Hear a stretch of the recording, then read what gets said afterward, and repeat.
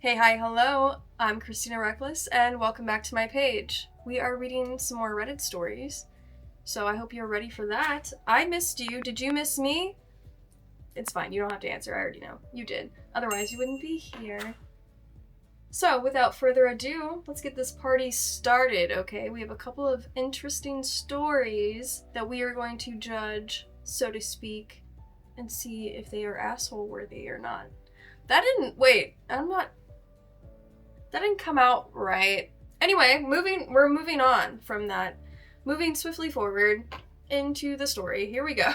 Am I the asshole for uninviting my friend from a vacation because she wanted to break rules and be cheap?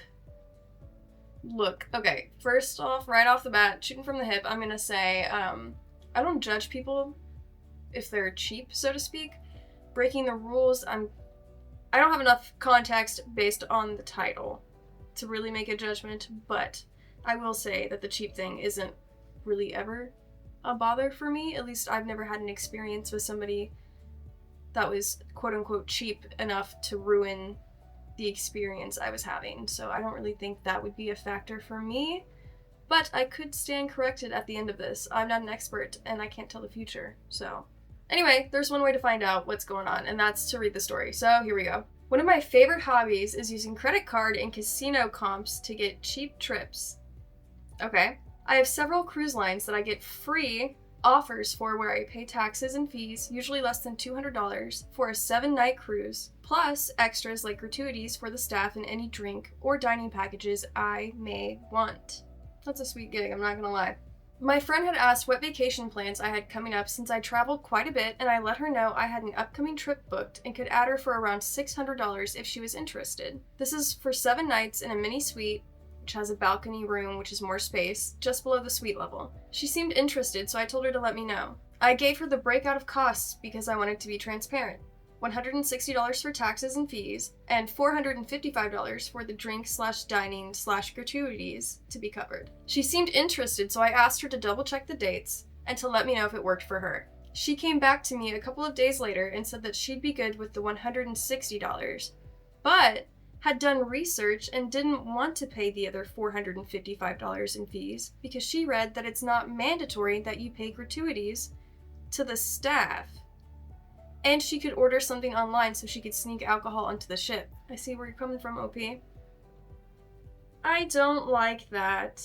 Unfortunately, the way this package works is that everyone in the booking has to order it if one person does. I want the convenience of knowing my gratuities are paid and that I can order a drink regardless of where I am without going back to the room to make a drink. I like getting a couple of coffees in the coffee shops, drinks by the pool, wine with dinner, and maybe a couple of drinks in the club at night without having to go back to the room anytime I want something. You know, as someone that's been on a cruise, I can say that they give you a wristband with your information on it.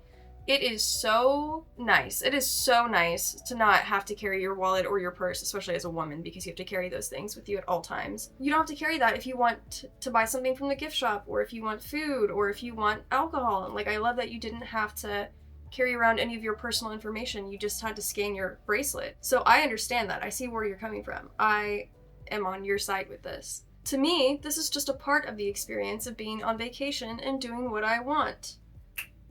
Amen, for sure. I told her that if she felt that way, maybe it's best that she not come with me and do her own thing. But now she's mad at me because she'd have to pay close to $4,000 to do this trip without my benefits. Then what is her problem?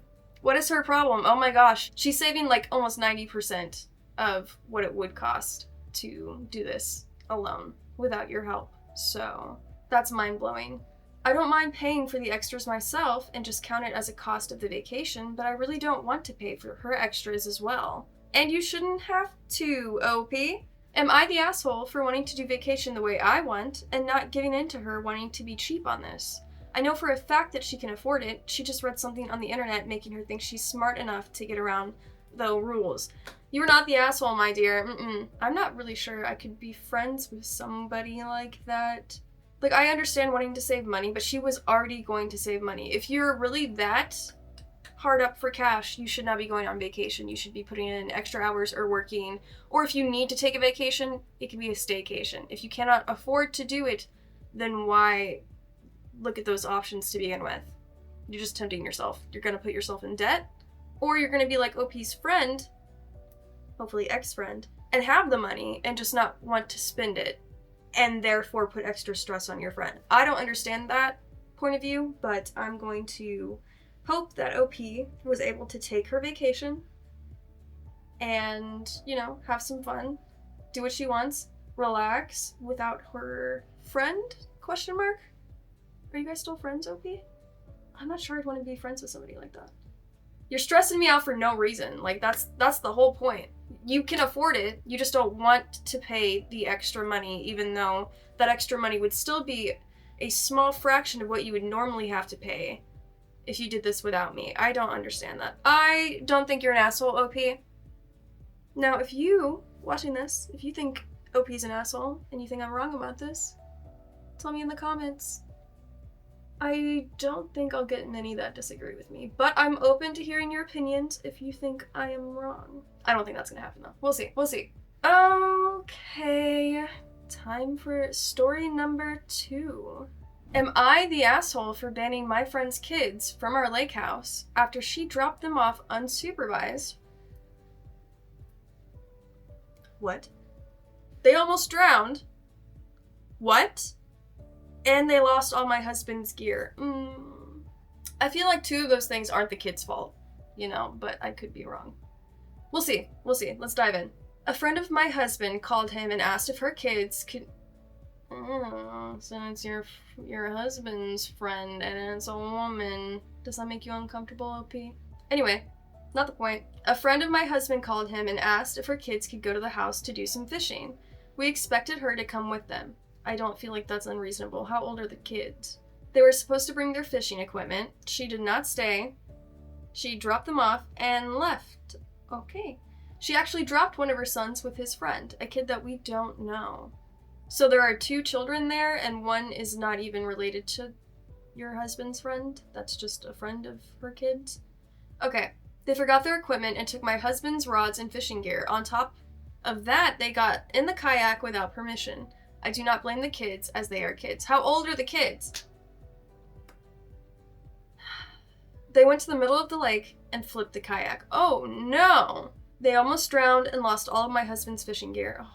The neighbors rescued them, as I was not home yet or aware of this whole situation. She is now blaming it on the friend of her kid, as she knows her son. I called her furious and banned her, the kids, the husband, and pets from the property and demanded reimbursement. She is acting as if I'm being irrational. Here's the thing, OP. I don't think that you're being irrational if this is all stemming from fear of the kid's safety. To me, it seems as if you didn't give us enough information to really make an accurate judgment here, and I wonder if that's on purpose. It does seem as if you're more concerned about the fishing gear that your husband lost. And trust me, I know, I have dated a fisherman, and I know how expensive fishing rods can get, especially if you're getting like sage rods. So trust me, I get it. It can be expensive. However, you can replace those things. You cannot replace the loss of life. And I think that's what you should be more concerned about. I don't think you're an asshole for banning them for their safety. If you're banning them because they lost your fishing supplies, you are the asshole to me. Even though I don't think Reddit agrees with me, I do think that you have a bunch of not the assholes here in the comments. Yeah, it depends on where this is stemming from. You didn't give us enough information, and it almost seems as if you've done that on purpose here. So, if my suspicions are correct, you don't like that your husband has a lady friend with children that came over because they had permission. They had permission to be there. They didn't have permission to touch your husband's fishing rods or his equipment or his kayak, but they had permission to be there and fish. They tried to do that. They almost got hurt, and it doesn't seem like you are too concerned about that fact. So, yes, I think you might be bordering on being an asshole, OP. You should work on that. This one has a doozy of a title. I'm gonna say right off the bat, you would be. Absolutely. If this is where I think it's going. Let me read the title for you and you will understand. Am I the asshole for leaving my friend at a concert after she disappeared with a guy? Have you ever heard the rule, you go together, you leave together? That's a safety thing for me. So yes, right off the bat, without any other information, if I'm just going off that, yes, you seem like an asshole. I will say that hard judgment, though, for the end of this story. So let's get to it, shall we? My friend, 19 female, and I, 18 female,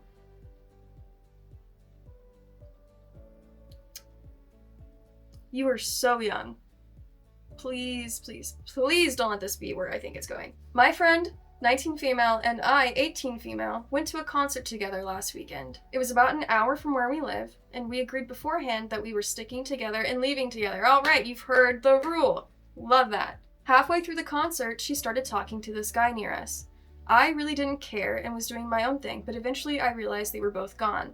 I texted her asking where she was. Nothing. Called her twice. Nothing. After like 20 minutes, she finally texted me saying she was outside with him and to stop worrying about her. Okay? I mean, you're young, but technically you are both adults, so... I asked if she was coming back because the concert was almost over. She said, I don't know, probably.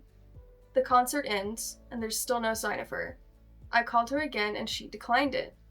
I waited around for almost 45 minutes while everyone else was leaving. I texted her one last time saying I was leaving in 10 minutes if she didn't come back. Nothing. So I left.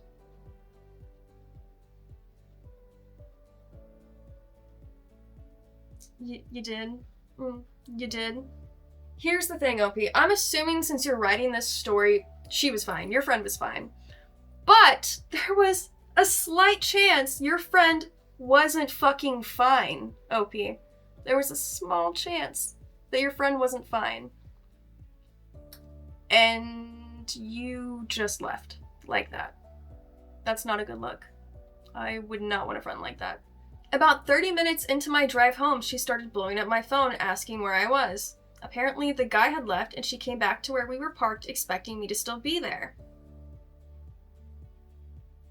She ended up having to call her mom to come get her. Now she's furious because we specifically agreed we wouldn't leave each other, especially being that far from home. I told her that agreement goes both ways. I'm not standing in an empty concert parking lot, and definitely because she disappeared with some guy and kept ignoring me.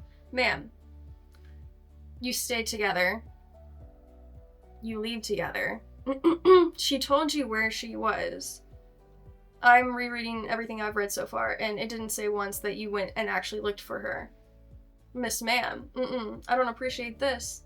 She says I should have never left without physically knowing she had a safe way home. Yeah, are you kidding me? Are you kidding me? I'm not with you, OP. I'm with your friend. I do feel bad that her mom had to drive an hour to get her, and I know girls are supposed to look out for each other in situations like that, but you didn't. But you didn't. But nothing, OP. I also gave her multiple chances to come back. Am I the asshole? You didn't call security? You didn't call the cops to see if your friend, like, if you're... Oh my god, I have so many words. Give me a moment.